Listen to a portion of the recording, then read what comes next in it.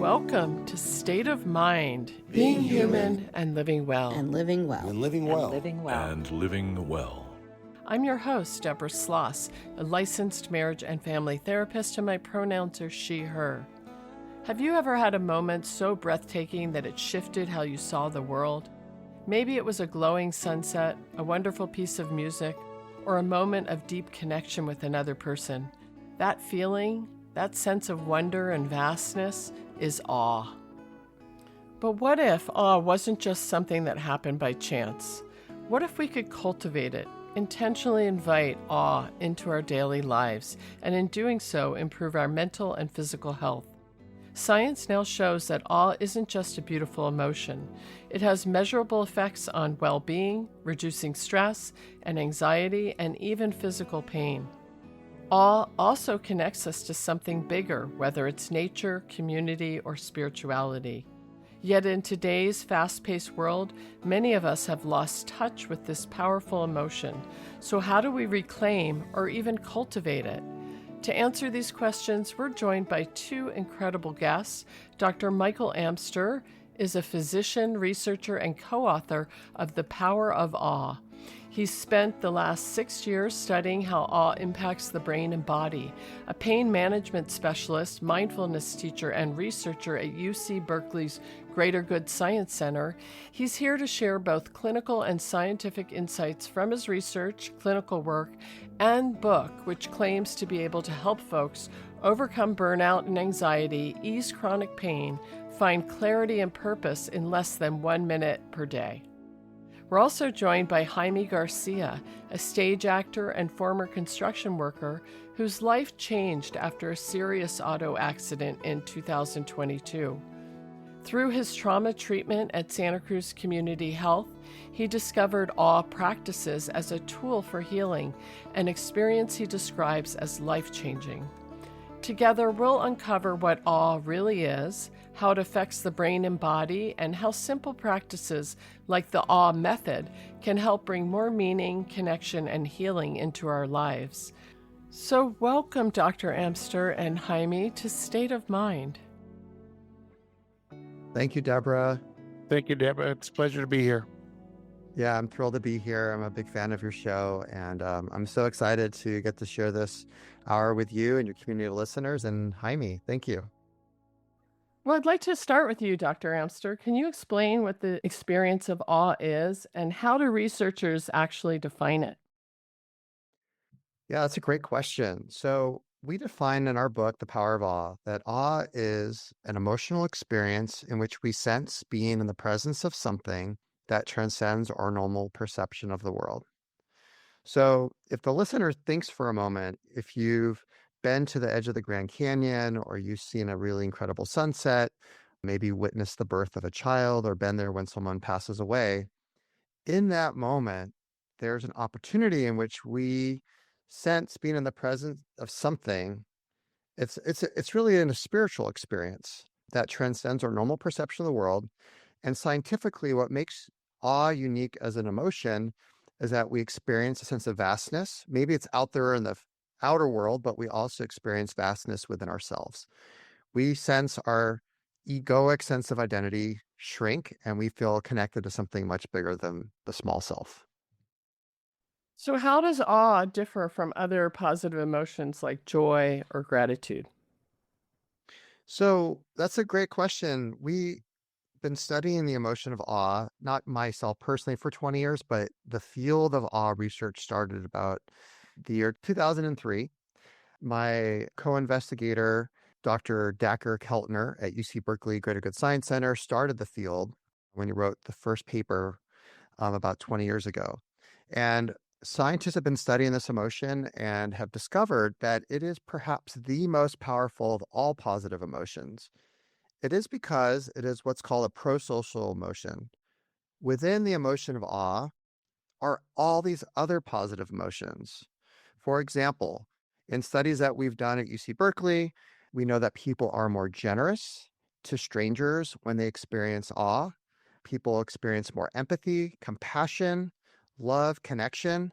So within these experiences of awe, it creates all these other positive emotions. And it's not just a mental state, but also it's a physiological state, meaning that awe impacts our body's operations. We lower inflammation, stress hormones, like huge positive benefits are seen with the emotion of awe.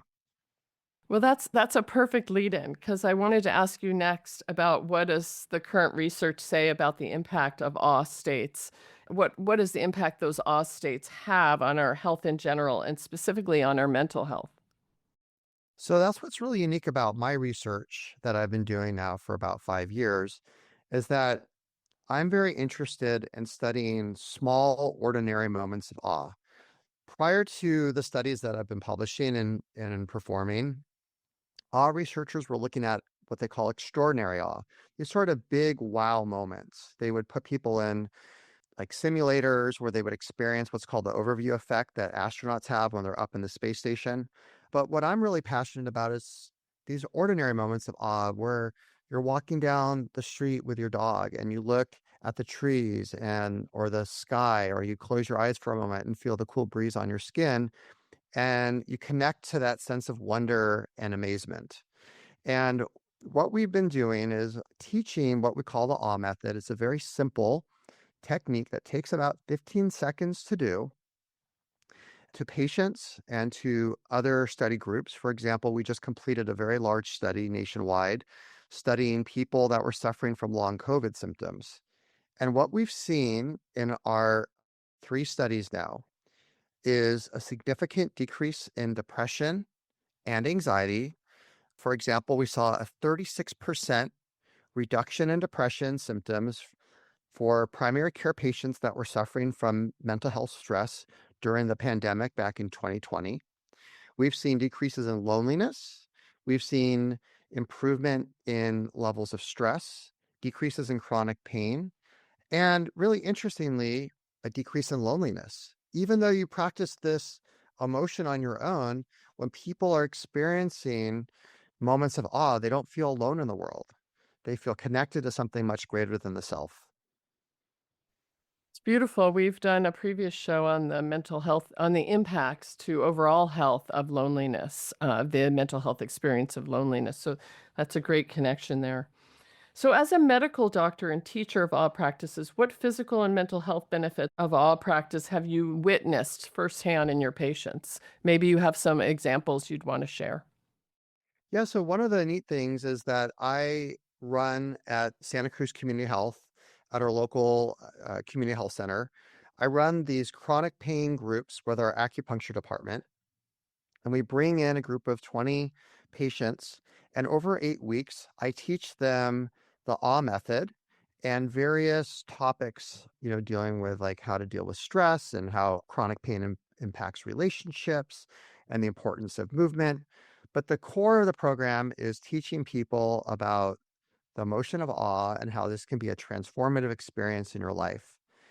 As I already shared, we know that awe decreases, and scientifically proven, lowers depression, lowers anxiety levels, decreases chronic pain, improves stress and overall well-being, and decreases loneliness.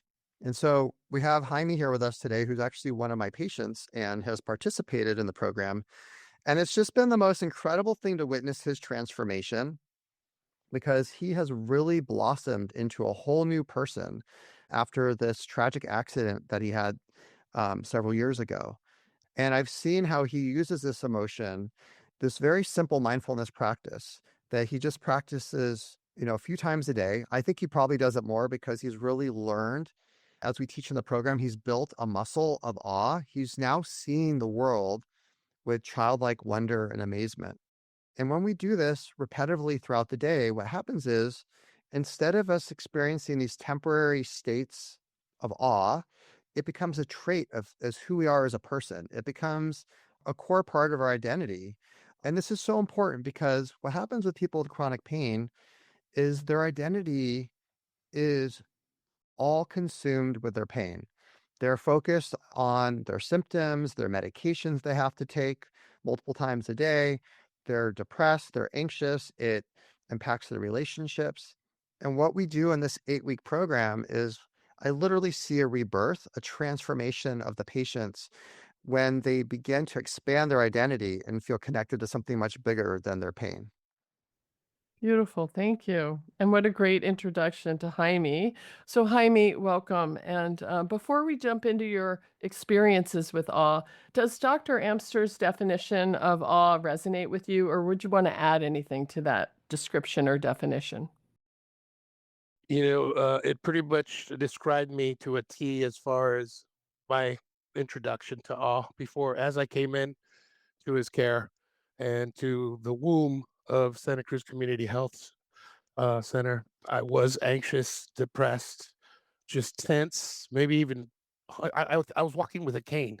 Actually, I walked in with a cane and was, just really wasn't enjoying existing at that point, and was looking for help. I was desperate, and was fortunate enough to get into the program, and yeah, it really does change your life.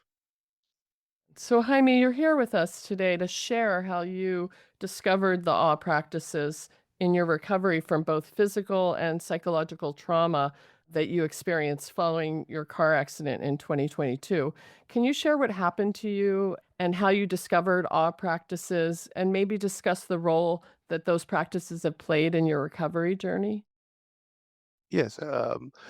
Well, I was on my way to a New Year's Eve party at 1:30 in the afternoon on the freeway. It was raining. There was an accident in front of us. I stopped. I did everything right, give myself enough room with the car in front of me, and was still slammed, rear-ended. Had whiplash and went immediately to the hospital. Spent 9 hours there and was released that night. I didn't have insurance, so I called an attorney and they were looking for help, chiropractic help, pain management, etc. But it was months before that happened. Eventually got into the program with Santa Cruz Community Health and met Dr. Amster, and he mentioned the community acupuncture program where I was introduced to awe, and it really just opened my eyes to another reality of another existence, which one can do, and it was so simple. My first try, the first time he walked us through the method of to breathe in, have your attention on something. It's funny he mentioned the Grand Canyon because that's exactly where I went.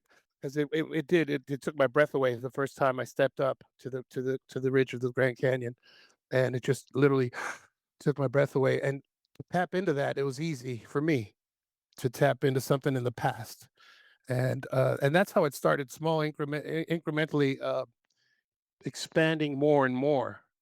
And now I kind of just ride on an expanded, augmented existence as far as presence. I was laid up for a couple of months. My neck and my back were just killing me. Couldn't sleep. I was having nightmares.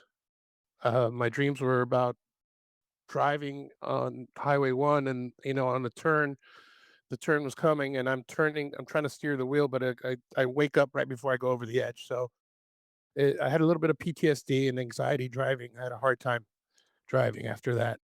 So, yeah, nightmares, and I didn't realize this, but it that impact, that it was so violent, and it just brought up all these things that I had, you know, put back in the back of my mind, or put away or ignored and not dealt with. So, yeah, I was living as a victim, and I was identifying as the person that just had that's injured. I'm the injured person. And you mentioned how you did everything right. Yes, I had my hazards on as soon as I saw the brake lights ahead of me. I had my hazards on. I slowed down. I stopped. And even as the impact was coming, I put the car in first gear to lessen the impact, and it was still enough to throw me around and put me in that situation. So everything kind of paused for me. I didn't know what I was going to do next.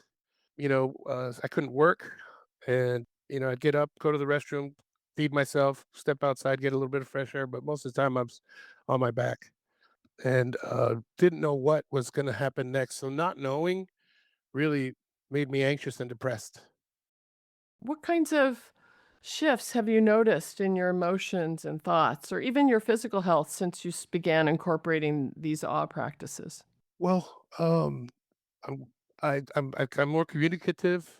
I'm more patient with people because I when that accident happened, I kind of pushed people away and went into, crawled into my little hole or under a rock, so to speak, and didn't want to talk to anybody. And once awe came into the picture, I knew that I didn't have to be so reactive. I could just take a breath and not react to things around me or situations. With family and close relationships. Those were affected for a good 10 months or to a year before I got into the practice of awe. I really love what Jaime is sharing. He's describing, just perfectly what happens to people when they have an injury or if they develop chronic pain due to some degenerative condition. People's identities, their whole lives start to shrink away. They isolate themselves, they lose their ability to work, and their whole focus really becomes on their illness. And what I love about what Jaime is describing is that he's really just completely blossomed into a whole new person with this very simple practice. I mean, literally, it takes 15 seconds to do. It's just been incredible to watch him transform himself with this practice. And he's brought some of his artwork to the group classes that we facilitate. And it's so beautiful. And one of the pieces he brought, he painted our pain group, the awe pain group, and everyone sitting in the circle. And he depicted energy that was sort of connecting everybody, which is sort of this energy of awe and that sense of connection it brings to each other. Because one of the things that's so beautiful about this emotion is that awe is contagious. What I mean by that is that when you share your awe with other people, you inspire awe in them. I really like this quote. I'll just share just briefly because it sort of is like what practice is about. It's about learning to live life in radical amazement. And so this is a quote by Rabbi Abraham Joshua Heschel, who was a contemporary of Martin Luther King Jr. If you look at the pictures at Selma walking across the bridge, he's right next to MLK. They were like really close friends, and he was an activist with him. And he says, our goal should be to live life in radical amazement. Get up in the morning and look at the world in a way that takes nothing for granted. Everything is phenomenal. Everything is incredible. Never treat life casually. To be spiritual is to be amazed. And so what this practice is about, it's about teaching us to train our eyes, our ears, our senses to begin living life in childlike wonder, to like live in a sense of gratitude, appreciation, and to savor, to like really enjoy the richness of every moment of every day. And when you start to attune your mind to doing that, one, you're living in the present moment, and we dampen down depression and anxiety and chronic pain and all these sort of negative emotions when we're living in the present moment, because all those emotions happen when we're fixated on the past or worried about the future. So this emotion brings us to the present moment very quickly, immediately, and it's literally resetting the nervous system. And I'm looking forward to sharing with the listeners later about how simple this practice is and how to actually do it. You're listening to State of Mind, Being Human and Living Well. I'm your host, Debra Sloss, and today we're exploring the science and transformative power of awe, how it can improve mental and physical health, reduce stress, and help us feel more connected to the world around us. Every State of Mind episode comes with a resource list, and any we mention today can be found in the show notes at www.stateofmindmedia.org. Awe isn't just an emotion. It's a powerful tool for healing and well-being. Coming up, we'll dive deeper into how to practice awe, how it works in the brain and body, and how we can integrate it into our daily life. Dr. Michael Amster will break down the science, and Jaime Garcia will share how practicing awe has helped him to heal from trauma. Now, back to our interview. Dr. Amster, I want to come back to you. You've heard Jaime sharing about how the practice of awe has transformed his life. So, can you share some about how and why you got interested in the practice of awe in the first place, and how you came to develop a scientific method for practicing it? So, my interest in mindfulness started when I was a teenager. I suffered from test taking anxiety when I was in school, and I was a young kid, always wanting to be a doctor. And so, as my education advanced through high school and then into college, I started having panic attacks taking exams. I felt so much pressure and I experienced my mind. They say this in the meditation communities, but like my monkey mind literally hijacking my ability to think and to perform on exams.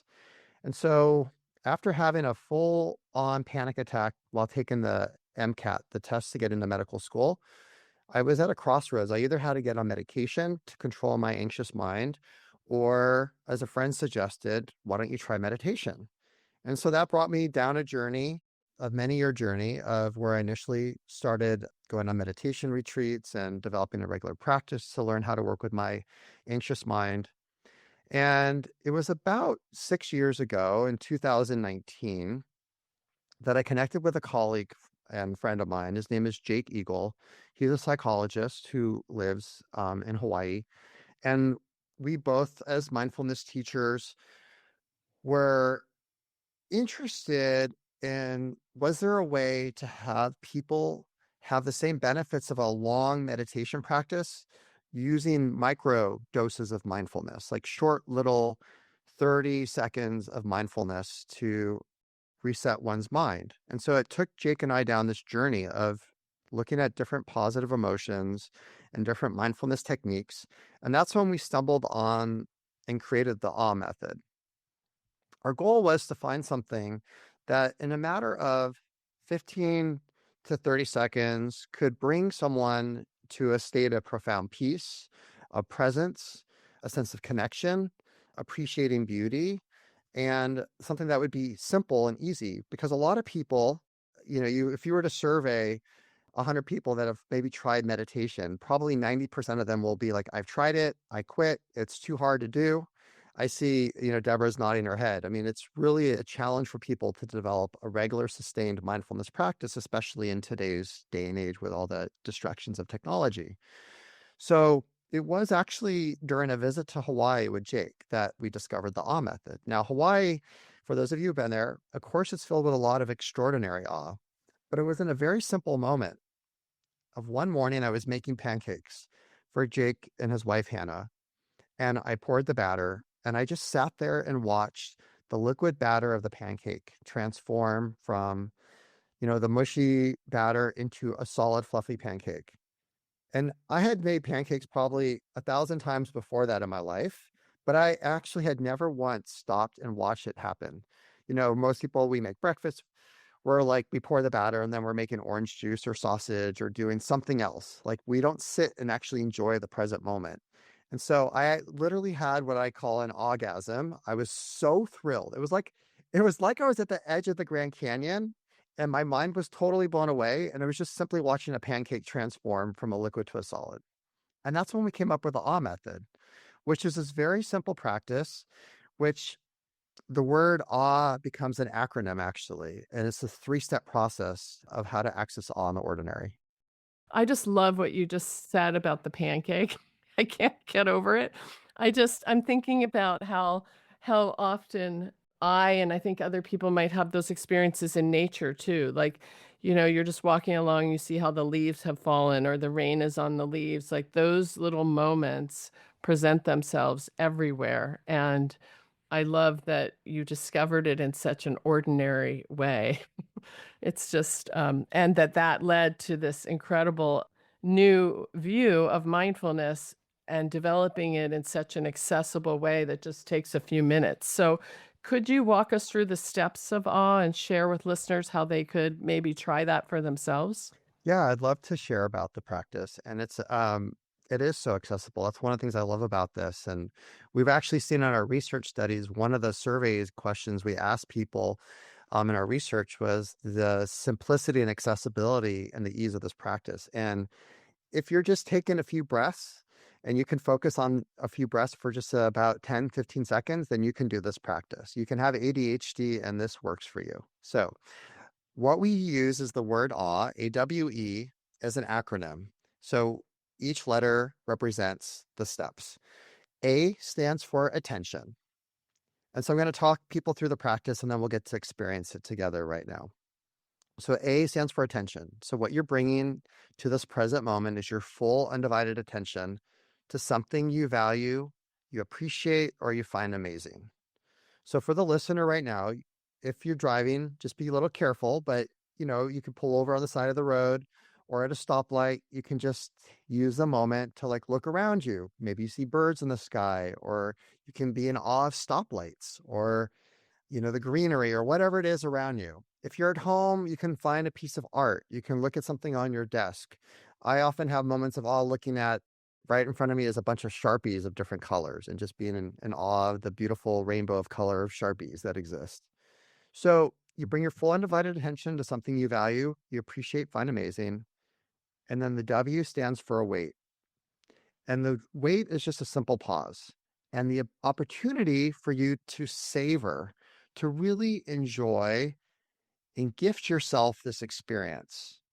So it's like when you're walking through a doorway with a friend and they hold the door open for you and you feel like you're being caretaken.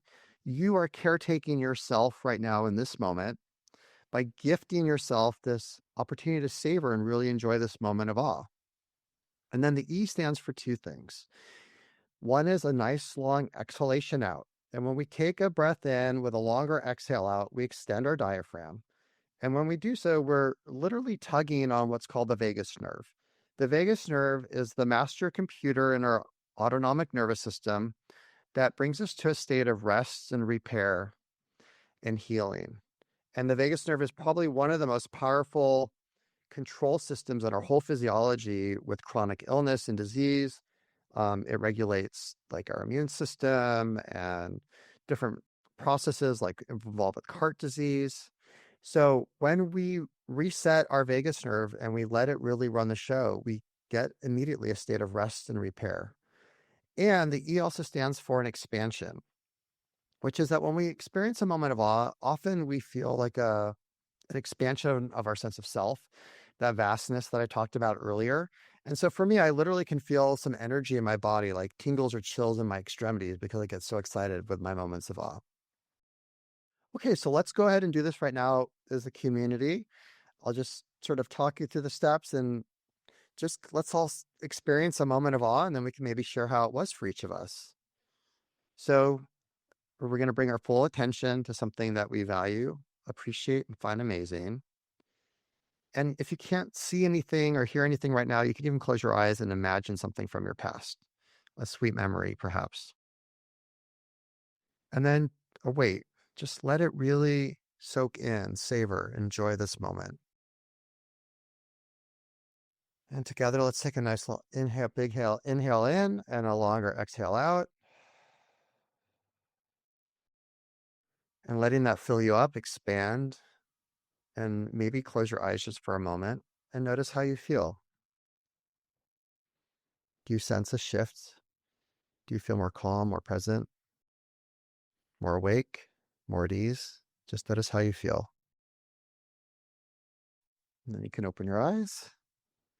And I'd love to hear from Debra and Jaime what their moment of awe was they just had and how it was for you. Deborah, go ahead. I received a very sweet heart in the mail from my stepsister yesterday. It's a little miniature piece of art with a quote on it, and we had this very beautiful exchange following. So I was just sitting with all that that meant about our long and complicated relationship, and I was very, just very touched. My heart felt very expansive. Beautiful. Thanks for sharing that touching moment. What about you, Jaime? Well, I found awe in my coffee. You are not the only person, probably. Yeah, for sure. Um, And, just the way the just the slight sweetness of it, and I put a little cream in there, and just the way holding the cup just kinda gives me a really warm feeling, and enjoying that cup of coffee, and, introducing it into my, from my taste buds all the way down to my belly, just really enjoying it. And, what the feeling I get with awe is it's like this warm, just bath, as if I were to drop a bucket of water over my head, and in slow motion, it just kinda comes over and drips all the way down, all over, down to my toes and my extremities, and, it's soothing. Yeah, yeah, so that was it for me.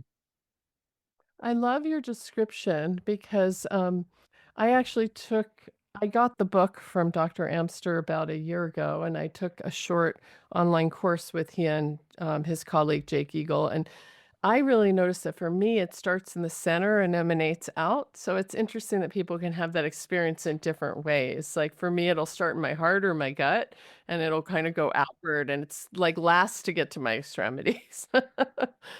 So interesting that people physiologically might experience it differently. Dr. Amster, do you have any thoughts or information about that? Well, I think that's beautiful the way you're describing each of you. And what we've learned from our research with now almost 1,000 participants in all of our studies is that everyone's awe is unique to themselves, just like your fingerprint. And awe happens on a spectrum that I teach about this in our program. Many times your awe is going to be very simple. It may just be noticing colors a little brighter, as Jaime talked about, like shades of green and really appreciating them, or noticing some sounds richer, or really savoring sensations in your extremities in a way that you never have before, all the way up to what I call an orgasm, that kind of really extreme experience where your whole body can shake and tremble, like when you have those really extraordinary moments of awe that just take your breath away. And what's so important to learn with this practice and what we've learned from our research is to bring ease and gentleness to the practice. In our Western culture, we're very focused on, striving and working hard and bringing force to everything. This practice teaches us the complete opposite. You can't bring force to experiencing awe. Awe happens, it arises when we are living with ease and gentleness and presence. If you bring force and striving to this, you're not going to find moments of awe. It's going to actually inhibit it from happening. And so what I'm sharing right now is actually a really big point that we bring up in our book. And in terms of how I teach this to the patients, it's like a really big take home message for people to learn and to integrate, because when you're chronically sick, people are often, struggling and striving and working really hard. And sometimes what we need most is to learn to let go. And through that letting go and being present and being more at ease, then healing can actually really happen on a very deep, profound level. Our nervous system learns to slow down and to regulate differently. When we're bringing a lot of force and striving, we're pumping out a lot of stress hormones, and it's actually making things worse. So, we're really teaching people a whole new way of living their lives through this very simple practice. The practice takes seconds to do, but the implications of the practice goes way bigger that people don't really realize and understand. That's why we were able to write a 300-page book on this practice that literally takes 15 seconds to do. Well, and you also in your book talk about the different kinds of awe or different ways that people might access or experience awe. Can you talk some about that? So in our book, at the end of our book, we have this extended chapters around the three different categories, or we call them domains of awe. And it's really helping people learn how to do the practice. It's almost like a teaching tool. So we break up awe moments into sort of three domains. One is awe of the senses. So we can have moments of awe through visual stimuli of like seeing beautiful things out there, walking down to the park and appreciating the dewdrops on leaves, or appreciating the filtering of light through clouds. I mean, these are all opportunities for having sensorial awe, listening to beautiful music. The second category is what we call conceptual awe, and that is when we think of the world around us and just being in awe of like how the world works. For example, right now, as we're recording this, we're sort of in the middle of an atmospheric river. So you can be in awe of these clouds that are floating up in the sky, and yet they contain millions and millions and millions of pounds of water vapor that then coalesce in rain and nourish the earth. I mean, that's pretty darn awe-inspiring how all that water can float up in the sky. Or even that we're meeting together right now as if we're together and we're in 3 completely different places. That still blows my mind. Yeah. So, like this technology, here we are on Zoom and we're seeing each other, and it's instantaneous through the web and all this technology. We can like see and have a connection. It is. And we're in I feel like we're in the same room. Right. Uh, yeah. This is my second Zoom ever, so I'm yeah, this is pretty cool.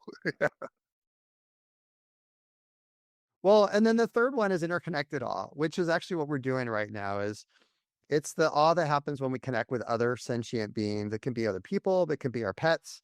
It's that sense of giving someone a hug or having a deep conversation or watching like appreciating someone's smile. So, we're all high on each other right now because we're having this conversation and awe, which is contagious, and we're getting to connect on a very deep human level. Yeah, as far as what it is, what the way I understood it or understand it is you can have awe in the past experience, in the present experience, or future experience, as far as your imagination, thinking about where you wanna be or where you'd like to be, that could be like a daydream, could be a moment of awe, and something that happened in the past I can tap into, like that Grand Canyon is my go-to, and that kind of facilitates it, and, it didn't happen right away, but with the more and more I practice it over time, it becomes easier to tap and access this relief that, Dr. Amster and everybody that's put all this work and research in it. I'm so grateful for that, you guys did it and are sharing it with the world because it really does help. I'm your host, Debra Sloss, and you're tuned to State of Mind, Being Human and Living Well. Today, we're exploring the science and practice of awe, how this powerful emotion can transform mental and physical health, deepen our sense of connection, and bring more meaning into our daily lives. Coming up, we'll discuss how awe can complement traditional mental health treatments, explore misconceptions about these practices, and discuss simple ways to bring more awe into your life. Dr. Michael Amster will share insights from his research, and Jaime Garcia will tell us how awe helped him heal physical and mental trauma and shift his perspective on life. Let's get back to our interview. So, Dr. Amster, now that we've had this experience and we've talked about the impacts, I'm wondering if someone were to be practicing awe, how long would it take before they might see some impact from that? So, what we've learned from our studies that we publish is that it takes about 21 days of practicing at least 3 times a day. That's what we asked people to do in our research studies. We taught them this method through Zoom classes and then asked them to practice it just 3 times a day, which the practice takes about 15 seconds. So, we're asking you to maybe commit about a minute a day and finding those brief moments of awe in the ordinary. And over 21 days, you build this muscle. And then instead of it being a temporary state, it becomes a trait of who you are as a person. And one of the neat things we've also learned from our research is that with time, the more you dose these moments of awe, the more benefit you have. So we saw that in actually in our research studies. It's what's called the dose response. So the more times throughout the day you have these brief moments of awe, then you gain more benefit and people got more out of it. We saw lowered rates of depression and anxiety, improved sense of stress management, connection, well-being, decreases in chronic pain. And then what happens is what's really beautiful about this is that when you bring on to your ordinary day-to-day life multiple times a day is that when you are faced with stress, and we all have stress all throughout our day. I mean, we can't live all the time in awe. So awe is a state that we visit. We get to experience it for a period of 30 seconds, 15 seconds. We call that in our book spacious consciousness. It's like a elevated state of consciousness.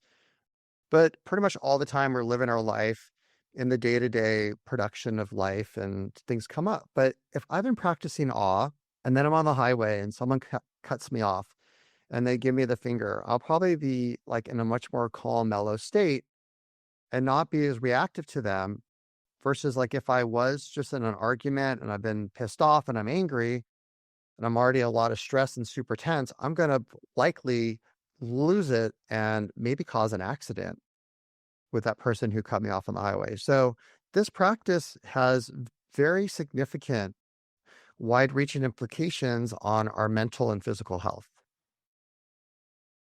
How does awe differ from mindfulness? And are they similar in how they impact mental health? Well, I consider the awe method as part of a mindfulness practice. There's many different flavors of mindfulness, and I would consider it to be like a brief mindfulness practice that, as we talked about, just takes about 15 to 30 seconds to do at most. And I think actually, in my opinion, because it's so accessible, because you can do it anywhere at any time. You can do it while at a red light. You can do it while you're in line at the airport going through the TSA checkpoint. I mean, this is a practice that literally there's always an opportunity to experience a moment of awe. And I personally believe this is more effective because it's so accessible to everybody all the time. But there are times, for sure, when our nervous system is literally hijacked, when we're feeling so much threat and fear that it may be a tool that can help you reset your nervous system in the moment, but sometimes it may not be accessible for people to have a moment of awe if they're feeling immediately threatened or scared. But over time, in the right situation and the right timing, I think people open up and are really responsive to the benefits from the practice. It's very rewarding as a clinician to see people who are very closed-minded, and we see that. I'm sure Deborah, you can relate to this in your practice, where people have very fixed ideas about things, and actually, what we know from awe research, this is really cool. One of the studies that have been done with awe research is to show that people are more open-minded. They're willing to see different points of view, different opinions, and be able to hold things. And we need this right now more than ever with the current political situation where people are becoming more polarized on the right or the left.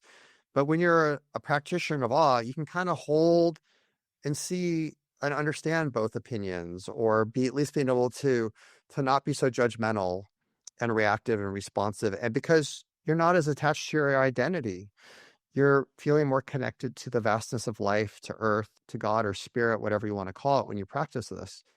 We evolved as a human species to survive with awe. Awe has been one of the key factors of why we have survived as a human species. Our ancestors have sought awe moments. The Bible talks about moments of awe. We feel awe when we're on the top of a mountain, and that's the safest place to be when there's predators out there.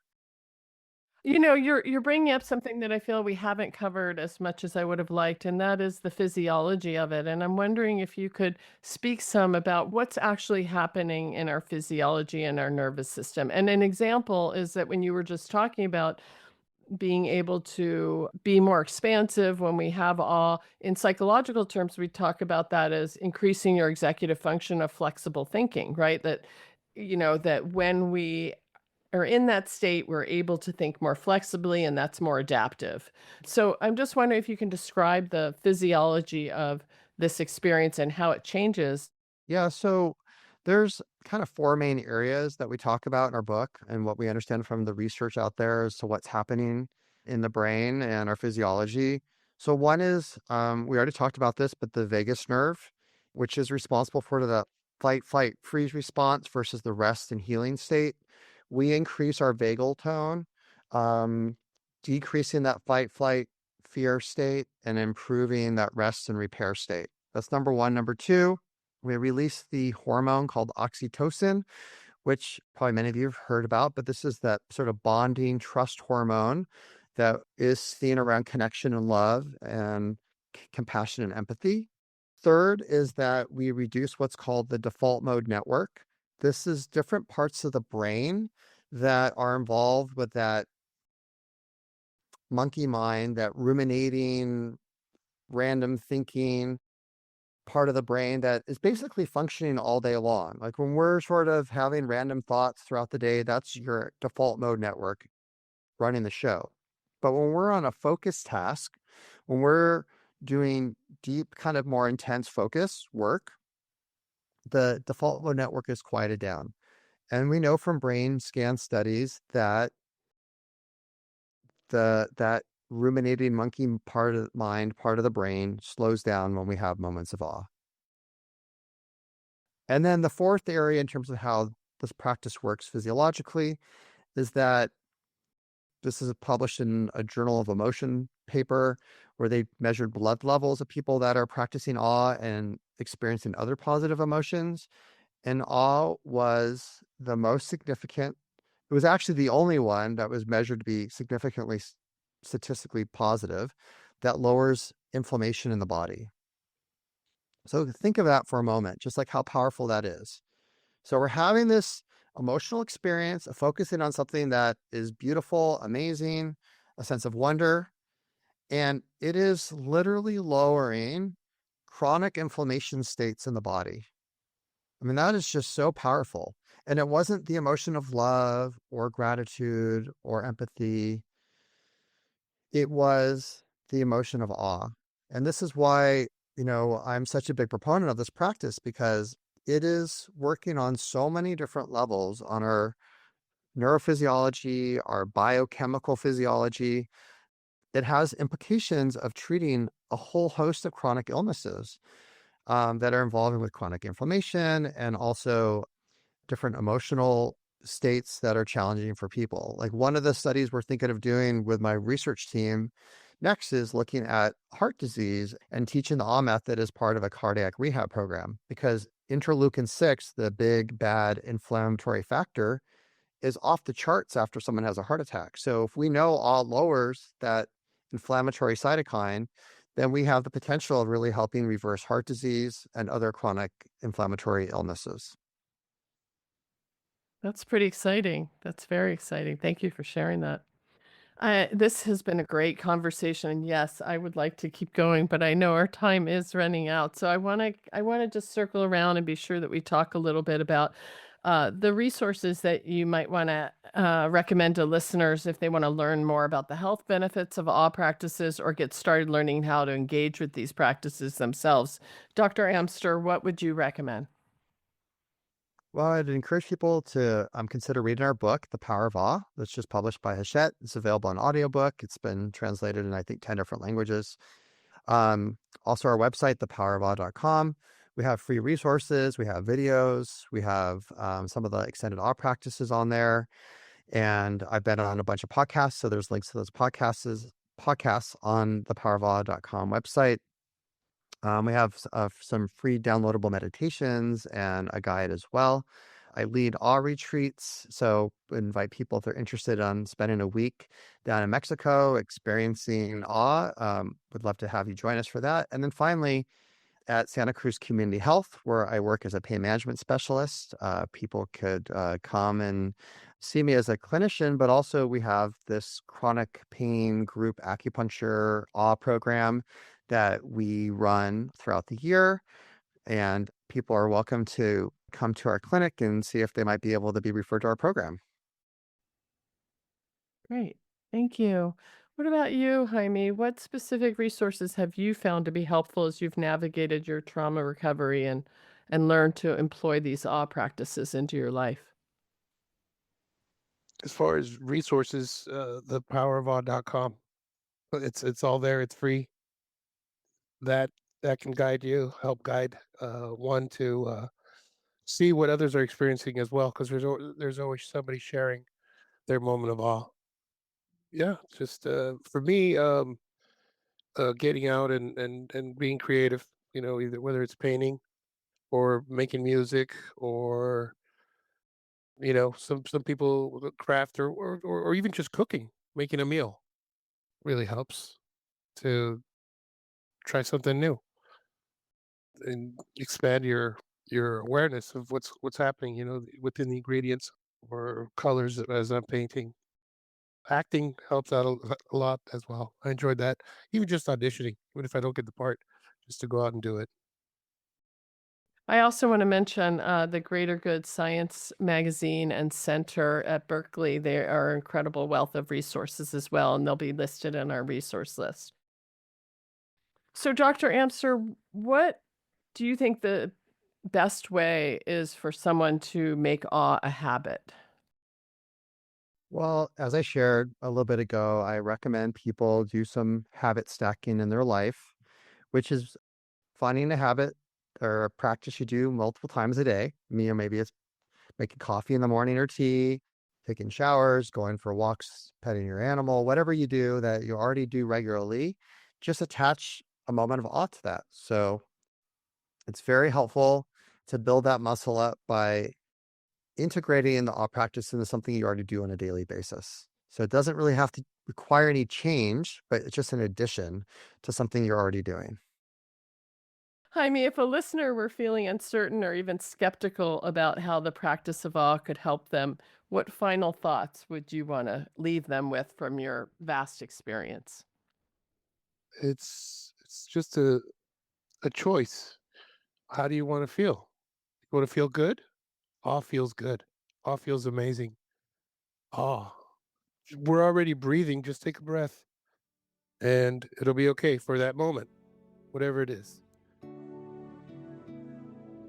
In the preceding interview, Dr. Amster discussed how awe experiences can fit into three types: sensorial awe, conceptual awe, and interconnected awe.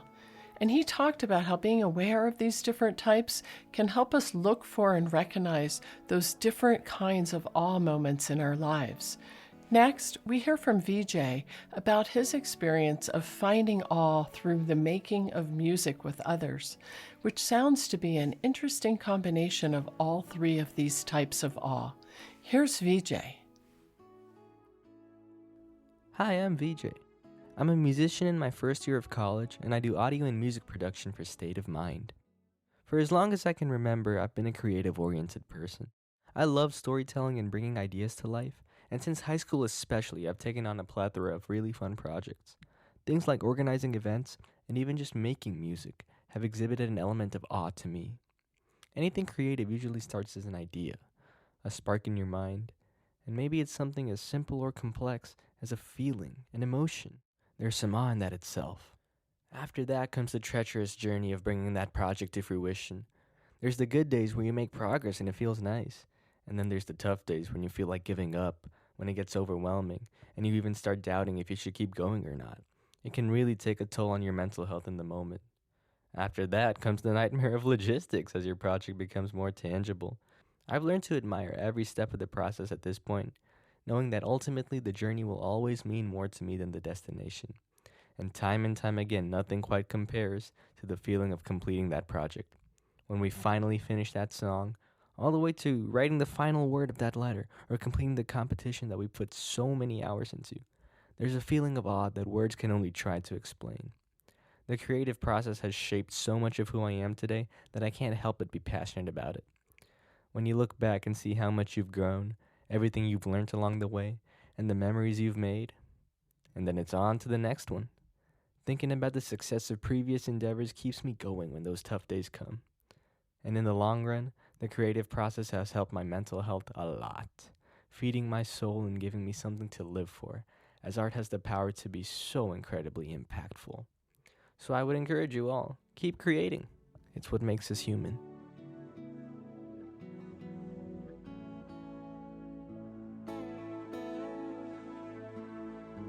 You've been listening to State of Mind, being human and living well. And living well. And living well. And living well. And living well.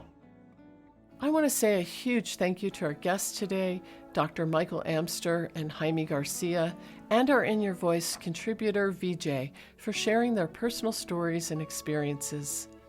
And thanks to you for joining us. To learn more about the topics we discussed, be sure to check out the wealth of information included in the show notes for this episode. Today, we've explored how the powerful emotion of awe can transform our mental and physical health. And we hope this episode has inspired you to begin noticing those moments of wonder, no matter how small in your own life.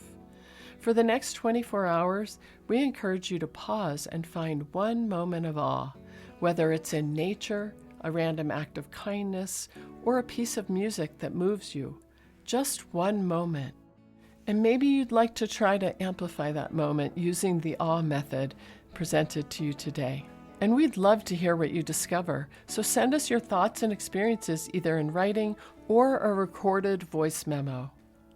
And if you enjoyed today's show, you may also want to check out episode 65 on healing the mind and body with yoga therapy, episode 74, trauma recovery, and episodes 53, 54, and 55, a three-part series on the role of creativity in healing and mental wellness.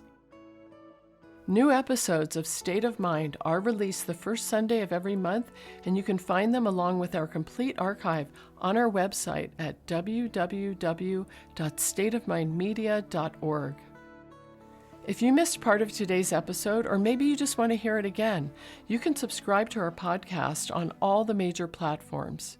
And when you rate and review our podcast, you help it get found by others too. So could you please take a moment to do that for us? Special thanks to Yusuf Hassanain for audio production and volunteer coordination, VJ Luca for audio production, Patrice Vecchione for In Your Voice story coaching, Rantan Hoy and Ronnie Wong for transcriptions, Priscilla Yee for graphic design, Nimilon Ilanchovan for marketing, and Heather Franks and Katrina Tattenham for research. And a special thank you to Adrian Legg for composing, performing, and donating the use of our theme music. State of Mind was developed and originally broadcast in association with KSQD-FM in Santa Cruz, California. We always want to hear from listeners and community members just like you. You can submit your very own In Your Voice recording and become part of the conversation. Simply call in or record an audio file right on your phone. Tell us about a mental health experience you've had, something that's contributed to your recovery, or share a resource that's been helpful. We want to hear from you, and your voice may just be featured on one of our future episodes. Join us again next month for a brand new episode of State of Mind. Until then, live well.